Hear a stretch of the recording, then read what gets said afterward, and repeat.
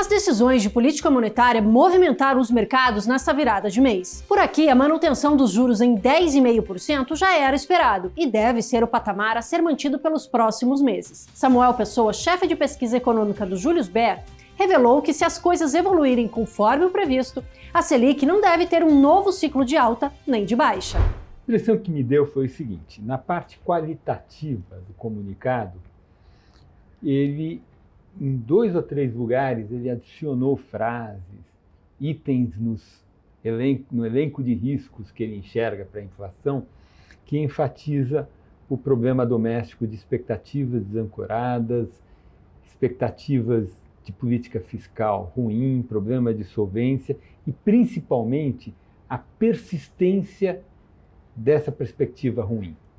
Foi um choque que começou lá mais para final de maio e junho. Aquela andada do câmbio que ocorreu até meados de maio, ela tem um componente externo maior. Tá? Então, quando o câmbio saiu de 4,90 no final de dezembro até uma desvalorização de uns 6%, até 5,35, alguma coisa assim, aquele movimento foi grosso modo externo. Mas depois ele andou mais 10% de meados de junho até julho, meados de maio, desculpe, até julho. Na minha conta, isso foi totalmente doméstico, 100% doméstico.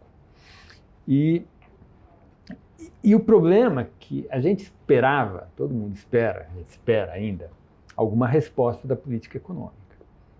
Porque a minha avaliação do governo Lula, mais geral, é que o Lula não foi eleito para resolver o problema fiscal. Ele foi eleito, resolver a biografia dele, não sei exatamente qual é a função, objetivo dele. Então, a ação dele é uma ação em que ele tensiona e distensiona. Tem ciclos. Então, ele de novembro de 22, antes de assumir, até março, abril de 23, ele foi tensionando. Aí o câmbio andou bastante.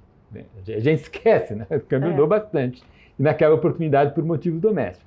Aí entrou em campo Fernando Haddad, aprovou o arcabouço, um monte de coisa, terminou.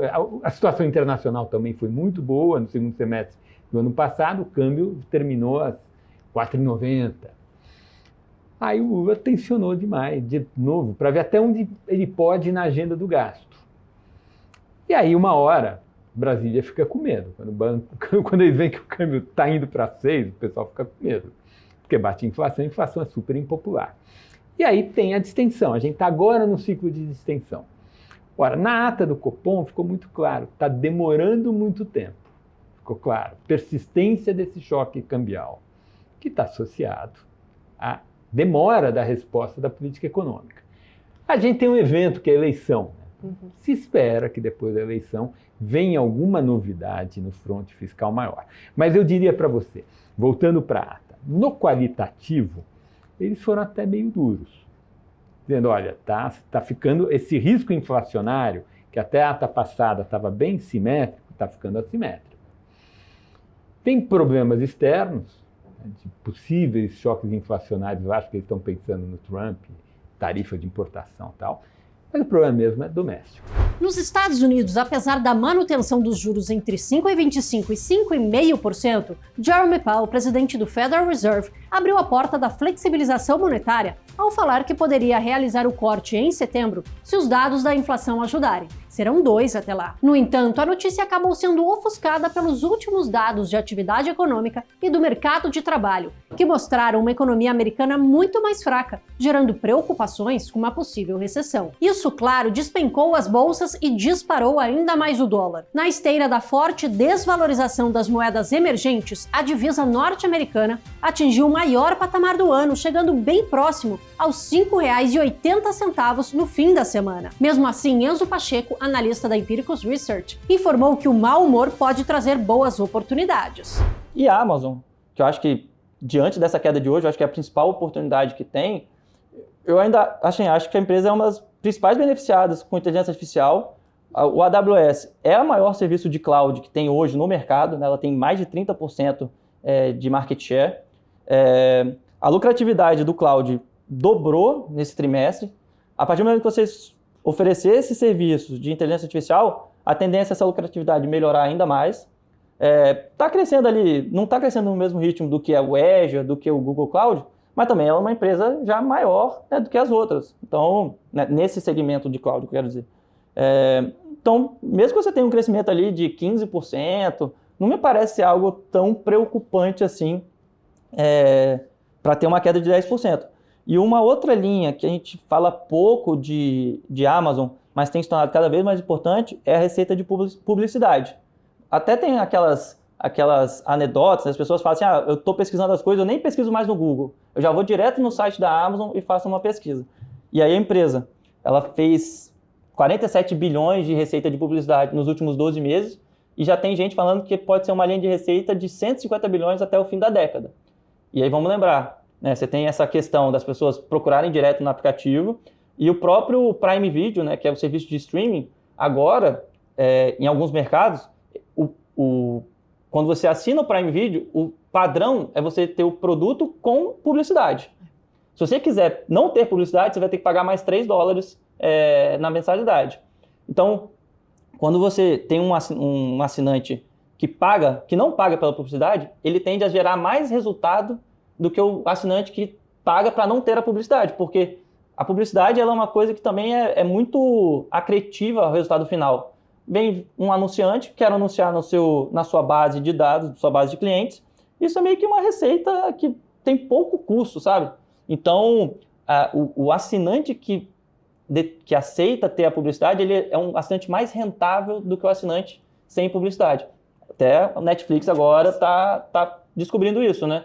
Então, eu acho que essa é uma linha de receita interessante para a gente ver para os próximos anos. E, como eu falei, cresceu 20% nesse trimestre, veio abaixo do esperado, mas querendo ou não, é 20%, né? Então, se continuar crescendo 20%, a expectativa é de resultados muito bons pela frente. A corrida eleitoral norte-americana, que parecia estar ganha há algumas semanas, ganhou novos contornos à medida que a pré-candidata do Partido Democrata, Kamala Harris, avança na disputa. Robert Balestreri, sócio fundador e CIO do grupo SWM, esteve no Giro do Mercado na última segunda-feira e explica por que Kamala seria a melhor opção para o Brasil.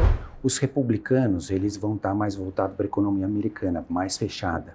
Então, vai vir impostos contra a China, vai haver restrição à imigração, vai ter diminuição dos impostos das companhias americanas. Então, o que pode acontecer? Um aumento de inflação. Existem alguns estudos dizendo que essa restrição toda pode até ocasionar um aumento de 1% na inflação ao longo do período, que é bastante. Em compensação, se forem os democratas, eles vão abrir mais a economia, você vai ter aumento de impostos nas companhias americanas, que hoje está em torno de 21%, podendo chegar a 28%, e você não vai ter essas restrições. Então, você vai ter uma mão de obra mais barata por causa da imigração. Então, você tem... eu acho que esse cenário para os emergentes e para o mundo geral vai ser mais positivo, tá? Porque... no caso dos republicanos, isso daí pode acabar prejudicando os emergentes, você pode ter aí um dólar mais forte e não sendo favorável para os emergentes e, consequentemente, para o Brasil. Então, no caso, para favorecer mesmo os emergentes, então seria uma vitória democrata, é isso mesmo? Exatamente. E ainda que o balanço da Petrobras só saia no próximo dia 8 de agosto, o relatório de produção deu uma boa orientação sobre o que esperar da gigante nacional. Confira a opinião de Rui Hungria, analista da Empiricus Research. Majoritariamente, a gente teve números ruins nesse trimestre. Não foram números péssimos e, de certa forma, já eram números em queda esperados pelo mercado, né? Porque trimestralmente a gente tem ali no site da ANP, eles divulgam uma certa prévia, então ninguém chega totalmente cego aqui para essa divulgação da produção da Petrobras, né? Basicamente, o que a gente viu nesse trimestre foi muita parada de manutenção, né? Que acabou impactando um pouco aí a produção, né? A produção trimestral acabou caindo aí cerca de 4%, né? Na comparação com o trimestre imediatamente anterior, o que, claro, não é uma ótima notícia, mas também não está muito longe do que o mercado estava esperando, né? Por outro lado, a gente viu dados de venda melhor no refino, né? que acabou aí balanceando um pouco essa queda de exploração e produção. E no final das contas, né, o que fica aqui é a expectativa para o resultado do trimestre, né? Então, essa queda de produção deve impactar um pouco os resultados desse próximo trimestre. A expectativa ali é de em torno de 2%, 3% de queda do EBITDA, né? Mas como eu disse, não é algo que vai deixar o investidor pessimista ou coisa nesse sentido, porque já era já era de certa maneira esperado aí pelo mercado, como eu disse, né? Com relação aos dividendos ordinários, né, aqueles estabelecidos na política de dividendos da companhia, dado que o EBITDA, como eu disse, né, vai cair, mas não vai cair muito, né, e boa parte dos dividendos ali está relacionado à geração de caixa, de certa forma ligada ao EBITDA também, a expectativa é que a gente tenha ali em torno de 3 bilhões de dólares de dividendos, que dá em torno de uns 3% de yield, né? Nada espetacular, né? E de certa forma já um número, acho que o mercado espera e quer ver, né?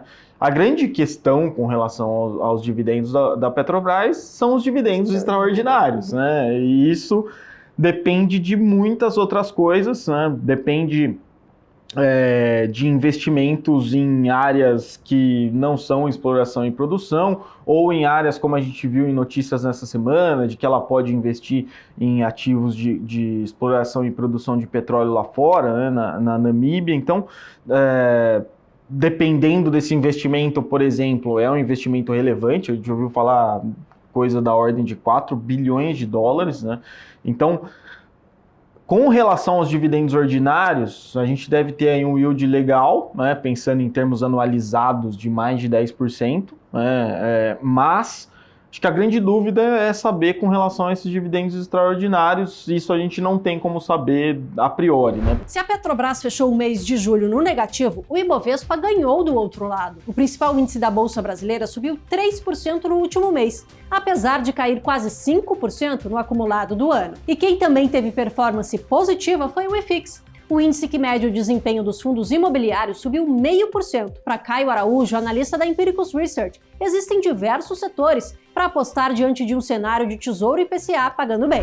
De fato, com o Tesouro IPCA mais pagando 6% de juro real, é um competidor difícil. Não é tão simples aí você bater esse indexador. Mas temos aí algumas alternativas no mercado imobiliário, especialmente nos FIIs, né? Os FIIs, vale lembrar que boa parte dos contratos de imóveis são corrigidos pela inflação, o fundo imobiliário possui isenção tributária, então tem alguns fatores, os fundos tijolos possuem descontos, o crédito imobiliário geralmente atua com prêmio em relação à renda fixa, então você tem alguns pontos ali que você consegue encontrar valor, mesmo com esse benchmark aí um pouco mais puxado, vamos dizer assim.